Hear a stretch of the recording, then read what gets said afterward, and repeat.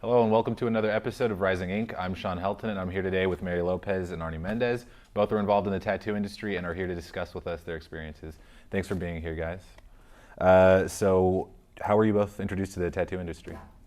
Well, I started off as a little kid, always drawing elementary school, Dragon Ball Z characters for my buddies for exchange for some Pokemon cards, and then later on got into graffiti.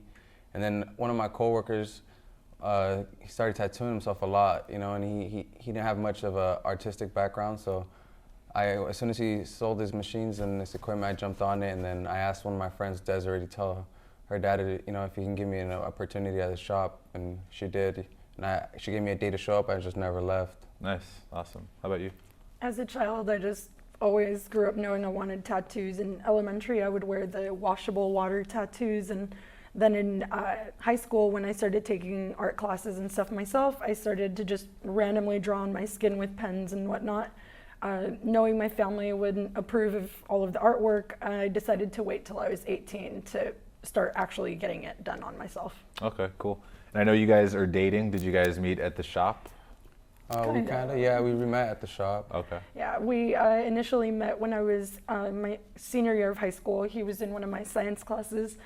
We lost contact after I graduated, but when I went in on my 20th birthday for my first professional tattoo, he was at the counter at the shop and recognized me, so we exchanged numbers, and since then. All right, cool. Have you ever done any tattoos on Mary? Yeah, I actually did all of her left arm, and then just other tattoos scattered around her, like her hands, her leg, her chest, and her feet. Okay, cool. Have you ever done any other family or friends? Yeah, I've done a couple of family members, and then just a bunch of friends, a bunch of high school buddies, everyone who was in the same football team usually, mostly all got tattoos by me. Okay, nice. Do you guys have a favorite tattoo style? Yeah, I like the black and gray realistic fine line. It's kind of a Southern Cali style, and it's really known worldwide now. So it's a really cool style that I've gotten into. Okay. I'm pretty much along there with him as well. I am very fond of the black and gray, especially being a tan person myself. I feel like it stands out more, a lot more contrast. I do like a little bit of color as well. I do plan to get one leg sleeved in color, so. Nice. Do you guys have any artists that you really respect or are inspired by who tattoo?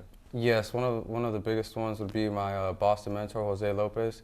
He's a really great tattoo artist. If you guys haven't heard of him or scoped out any of his work, I would definitely check him out. He's always setting the bar real high for the black and gray industry. And there's also June, Mr. Cartoon, who's also set it high for us worldwide, just for anyone who tattoos in general. Okay. And yeah, most of the black and gray artists that I myself look up to are pretty much ones he introduced me to. He and the shop themselves, all the guys there, have expanded my knowledge of tattooing a lot since I started getting into it at all. Even though I'm not huge on color for myself, I am very into an artist in particular named Nico Hurtado. He is amazing at color, very, very realistic. All right. Do you ever get any weird tattoo requests? Any strange stories? Yeah, well, I've heard a lot of strange ones, but never really to me. But one of my buddies, this girl, came in and asking if she could tattoo her nipples, tattoo color onto her nipples, because I guess they were a little different colored. Right? So he just tried to make it even for her. Okay, nice. So what can you tell us about your tattoos? Which one's your favorite? One of my favorites would have to be my first one that I got done by one of my coworkers, Little B. It was one of my favorites just because it was just out of nowhere, and then it was just he was really into it. We started around 10 o'clock and at nighttime after he was already done working, and finished around 7. Saw the sun come up and everything. Just talked to each other. Awesome. He exchanged just information, anything he knew about the game. Yeah, really cool. I probably don't really have a favorite. I just have a lot of tattoos that I really dig, as the newer ones that I've gotten. Mm-hmm. I really like the ones I've been getting recently. An artist at his shop, one of his coworkers, really detailed guy, and he's into the darker type of tattoos, which is the style I'm really into. Okay, nice. Being an esthetician, are there any aftercare tips that you have that maybe not a lot of people know about for tattoos?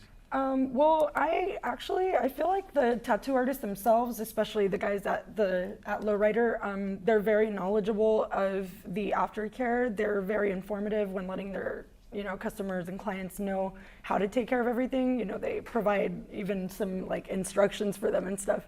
But I feel that as a preparation beforehand, I don't really dig the idea of shaving because you can't have hair on the tattooed area, so they shave you beforehand. I actually prefer to wax like a day or two before, and even if you don't do that, just exfoliating for sure, removing any dead skin so the ink can really stay in there. Okay, cool. Thanks a lot for sharing your guys' information with us. I really appreciate it. That's all the time we have for today. Thanks for joining us.